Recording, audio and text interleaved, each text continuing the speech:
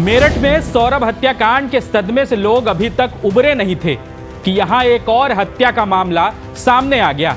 अब मेरठ की रविता एक और मुस्कान के रूप में सामने आई है, जिसने अपने प्रेमी के साथ मिलकर अपने पति को मारने के लिए ऐसी साजिश रची जिसके बारे में सुनकर हर कोई दंग रह गया।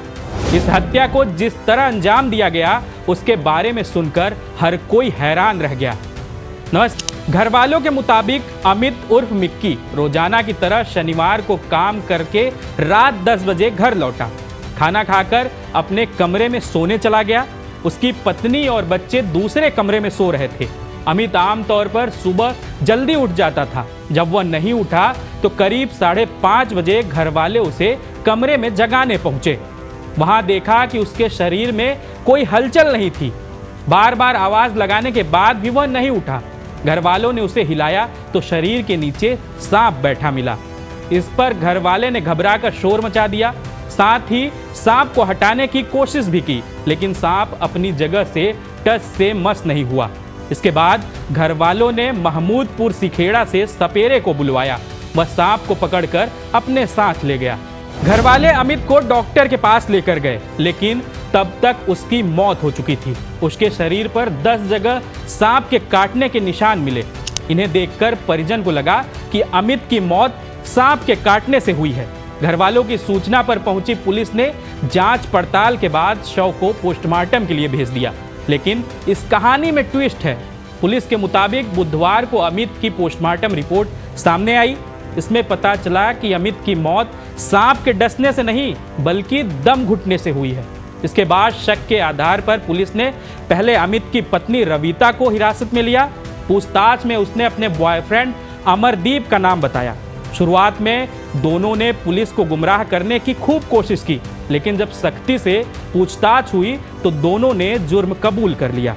प्रेमी अमरदीप ने पुलिस को बताया, मैं और अमित एक ही गांव के रहने वाले हैं। वह मेरे साथ टाइल्स लगाने का काम करता था। वह मेरा दोस्त था।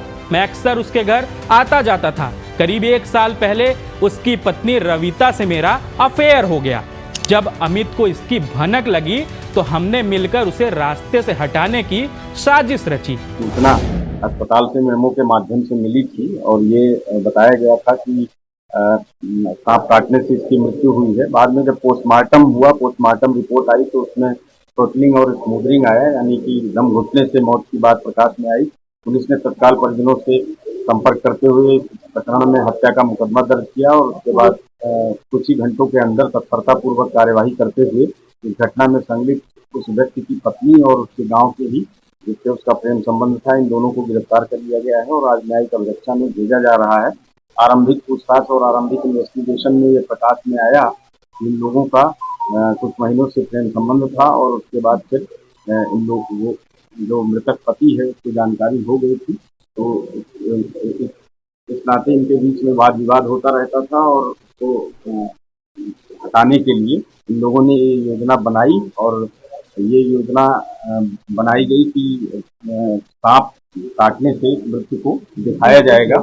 इसीलिए इन लोगों ने 1000 रुपये में एक जगह से सांप खरीदा और उसके बाद फिर रात्रि में जब आरोपी को जब बुलाया गया था, आरोपी और उसकी पत्नी ने मिलकर इस व्यक्ति का गला घोंट दिया था और बाद में सांप को उस व्यक्ति के चारपाई पर भी डाल दिया था, जिसके बाद में सपेरे द्वारा रिकवर भी किया। वारदात वाले दिन रविता अमित के साथ सहारनपुर में मां शाकुंभरी देवी के दर्शन के लिए पहुंची।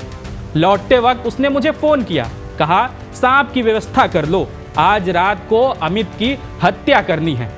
मैंने महमूदपुर सिखेड़ा गांव से एक सपेरे से एक वाइपर सांप 1000 रुपए में खरीदा। प्रेमी अमरदीप ने बताया कि दर्शन से लौटने के बाद रात में अमित और रविता के बीच झगड़ा हुआ। यह बात रविता ने मुझे फोन कर बताई थी। शनिवार रात जब घर के सभी लोग सो गए तो रविता ने मुझे फोन कर बुलाया। हमने मिलकर सोते समय अमित की गला घोंटकर हत्या कर दी। इसके बाद बिस्तर पर लाश के नीचे सांप को रख दिया। उसकी पूंछ अमित की कमर के नीचे दबा दी ताकि सांप भाग ना सके और अमित की लाश को डस ले, जिससे लगे कि मौत सांप के डसने से हुई है। वारदात के बाद मैं वहां से भाग गया और रविता सोने चली गई। अमित और रविता की शादी 8 साल पहले हुई थी। रविता मुजफ्फरनगर की रहने वाली है। दोनों के 3 बच्चे हैं, एक बेटा और 2 बेटियां हैं। वहीं एसएसपी डॉक्टर विपिन ताड़ा ने बताया, पूछताछ में दोनों ने गला दबाकर हत्या करने की बात कबूल कर ली है। जिस वाइपर सांप से अमित को डसवाया गया वह बेहद जहरीला होता है, उसके डसने से बचने की संभावना बहुत कम होती है। इस खबर में आगे जो भी अपडेट होगी हम आपको जरूर देंगे। अगर आपको वीडियो पसंद आई तो वीडियो को लाइक करें और हमारे चैनल को सब्सक्राइब करें। मिलते हैं अगली वीडियो में, तब तक के लिए धन्यवाद।